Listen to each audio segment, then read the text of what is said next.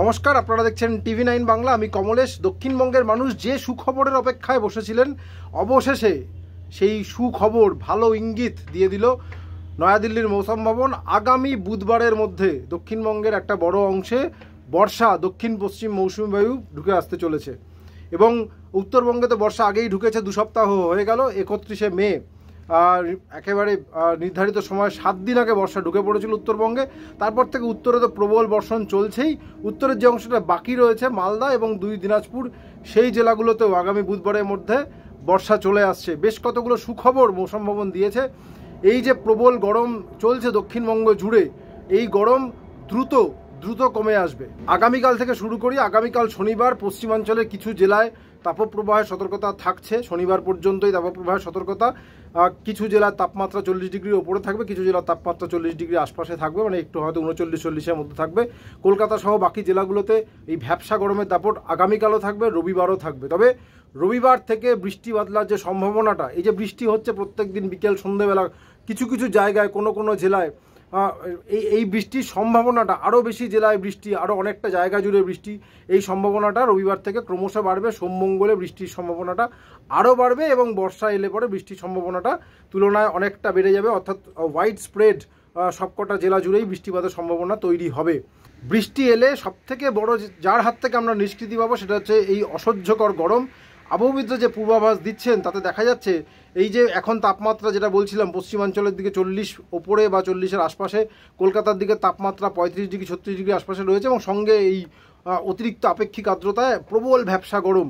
আমরা দেখা যাচ্ছে সোমবার থেকে তাপমাত্রাটা অনেকটাই কমতে শুরু করে দেবে। মঙ্গলবার বুধবার নাগাদ দক্ষিণবঙ্গের বেশিরভাগ অঞ্চলের তাপমাত্রা, মানে দিনের সর্বোচ্চ তাপমাত্রা কোথাও 28 ডিগ্রি, কোথাও 29 ডিগ্রি, কোথাও 30 ডিগ্রি, কোথাও 31-32 ডিগ্রি, মানে 28 থেকে 32 ডিগ্রির আশপাশেই ঘোরাফেরা করবে। অর্থাৎ তাপপ্রবাহ থেকে মুক্তি তো বটেই, সঙ্গে এই ভ্যাপসা গরম থেকেও মুক্তি।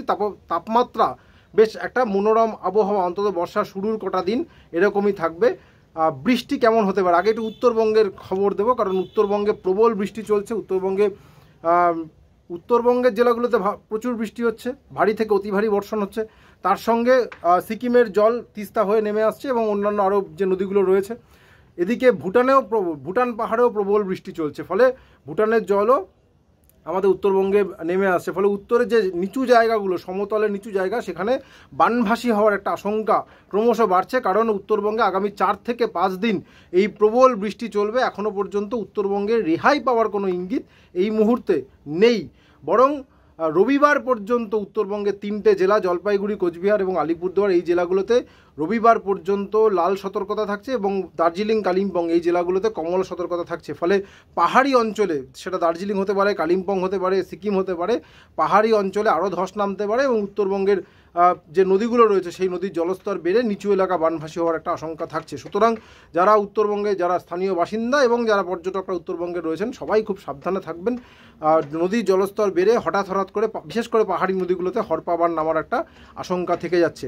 উত্তরবঙ্গে 2 সপ্তাহ হয়ে গেল বর্ষা এসেছে। উত্তরবঙ্গে মৌসুমী বায়ু অতি সক্রিয়, যেহেতু আসামের উপর একটা ঘূর্ণাবর্ত রয়েছে, ফলে উত্তরে প্রবল বৃষ্টি চলছে। কিন্তু দক্ষিণবঙ্গে যখন বর্ষা আসবে, এই এতটা বৃষ্টি দক্ষিণবঙ্গ জুড়ে হওয়ার সম্ভাবনা কিন্তু খুব একটা নেই।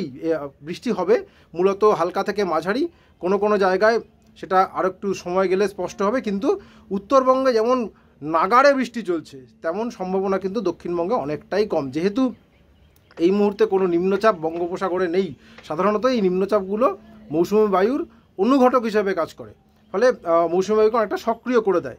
একটা নিম্নচাপ অক্ষরেখা হয়তো তৈরি হবে, তার হাত ধরেই হয়তো বর্ষাটা আস্তে আস্তে ঢুকে আসবে, বৃষ্টি হবে, তাপমাত্রা কমবে, কিন্তু ঝেপে টানা বৃষ্টি এরকম সম্ভাবনা বোধহয় এখনও নেই। আর একটু সময় গেলে আমরা আরও ভালো করে বুঝতে পারবো। আপাতত এটুকুই। সঙ্গে থাকার জন্য অনেক ধন্যবাদ।